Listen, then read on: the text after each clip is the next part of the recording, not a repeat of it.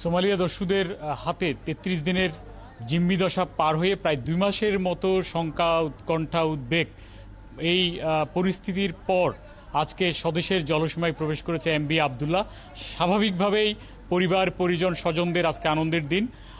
আমরা যতটুকু জানতে পেরেছি, বিশেষ করে মালিক কর্তৃপক্ষ এবং বন্দর কর্তৃপক্ষ, বন্দরের সচিব ওমর ফারুক, তিনিও আমাদেরকে নিশ্চিত করেছেন এমভি জাহানমণি জাহাজে করে এমভি আবদুল্লাহর যে ক্রুরা রয়েছেন, তা জিম্মি দশা থেকে যারা মুক্ত হয়েছেন তাদেরকে বিকেল ৪টা নাগাদ আগামীকাল চট্টগ্রাম বন্দরের NCT ১ অর্থাৎ নিউ মোডিং কন্টেনার টার্মিনাল ১-এ নিয়ে আসা হবে। সেখানে বন্দর কর্তৃপক্ষের পক্ষ থেকে এই নাবিকদেরকে সংবর্ধনা দেওয়া হবে।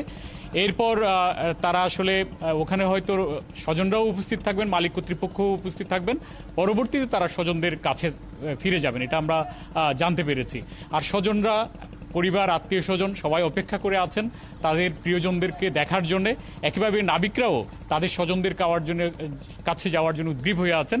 চট্টগ্রামবাসী, সেই সাথে সারা দেশবাসীও প্রতীক্ষা করছেন তাদের কথা শোনার জন্য। আমরাও অপেক্ষা করছি। আগামীকাল বিকেল ৪টা পর্যন্ত অপেক্ষা করতে হবে। তারা আসলেই নিশ্চয়ই আমরা হয়তো সেই খবর নিশ্চয়ই আগামীকাল আপনার মাধ্যমে আমরাও পাবো। অনেক ধন্যবাদ প্রণবেশ চক্রবর্তী, চট্টগ্রাম থেকে।